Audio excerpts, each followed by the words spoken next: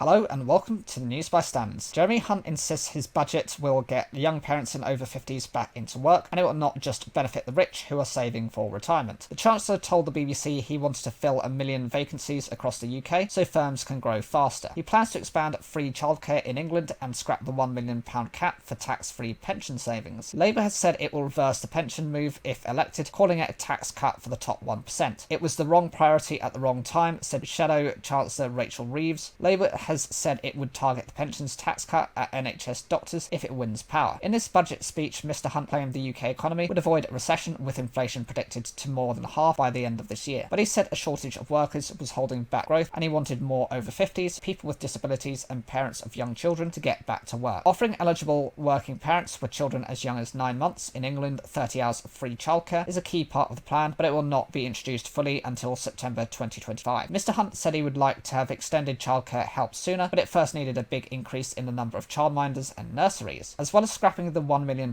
cap on the amount people can save for their pensions before it is taxed extra. He increased the annual tax-free allowance on pensions from £40,000 to £60,000. The changes aim to encourage senior teachers and doctors to keep working. Asked about criticism that it was a budget for the rich, allowing people who are already well off to save more money for their pensions, he said, "Well, of course we want to help older people who want to stay and work. By definition, they will generally be on higher salaries, but nearly 5 times more help is going to young parents to help them with childcare costs, a nearly 6% reduction in childcare costs of £6,500 per child. That will make a huge difference to families, but also it will make a huge difference to businesses who worry, particularly smaller businesses, that they are losing valuable employees when they start a family." The government's independent forecaster, the Office for Budget Responsibility, OBR, says the Chancellor's policies are likely to add about 110,000 people to the UK workforce, depending on how they react to the various incentives. Asked why after 13 years of Conservative government, a whole generation is not doing as well as their parents had, Mr Hunt said his growth plan meant better jobs and better opportunities. "We had 500,000 people who left the labour force during the lockdowns," he added. "That's an effect you haven't seen in any other country, and that's why I've announced the measures I've announced today to encourage people back to work." One senior government figure described it as a steady as she goes budget after the turbulence of Liz Truss's short-lived premiership. The OBR said the UK economy would shrink by 0.2% this year, which is better than previously forecast and does not technically count as a recession. Inflation is forecast to fall from 10.7% in the final quarter of last year to 2.9% by the end of 2023. Living standards are still expected to fall by the largest amount since records began, according to the OBR, but the decline will not be as bad as it had forecast in November. The economy is predicted to return to growth, but house prices are projected to fall by 10% by 2025. The OBR also highlighted Rishi Sunak's April 2021 decision when he was Chancellor to freeze tax thresholds, which is said amounted to the equivalent of a 4p increase in the basic rate of income tax. That move, dubbed a stealth tax by critics, is due to come into effect next month and will increase government income by £29.3 billion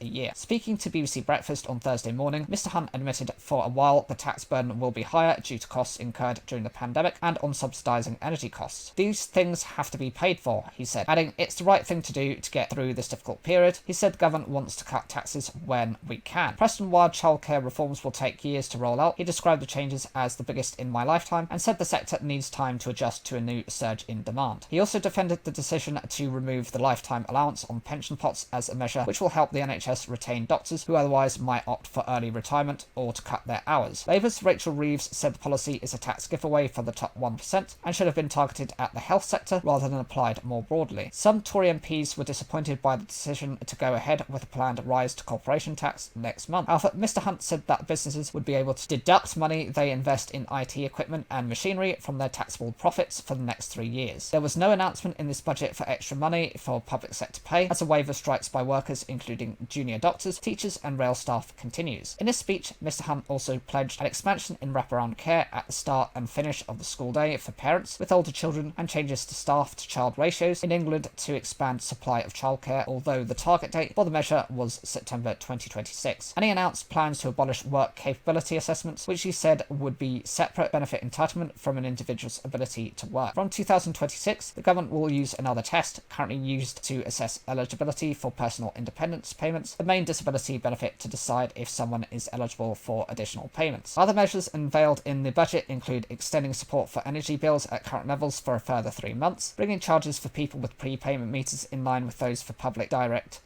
debit customers, saving them £45 a year on their energy bills from July, raising tax on alcohol by 10.1% from the 1st of August, freezing duty charged on drought beers to help the Great British Pub, raising tax on tobacco by 2% above inflation. Labour leader Sir Keir Starmer said after 13 years of this government, our economy needed major surgery, but like millions across our country, this budget leaves us stuck in the waiting room with only a sticking plaster to hand. A country set on a path of managed decline, falling behind our competitors, the sixth man of Europe once again. S&P economy spokesman Stuart Hosey said it's truly pathetic that the Chancellor has failed to cut energy bills, despite having ample resources to do so. Liberal Democrat leader Sir Ed Davey said Jeremy Hunt and Rishi Sunak had a chance to show they care about the cost of living crisis that's hitting millions of Britain's families and pensioners, but they failed miserably.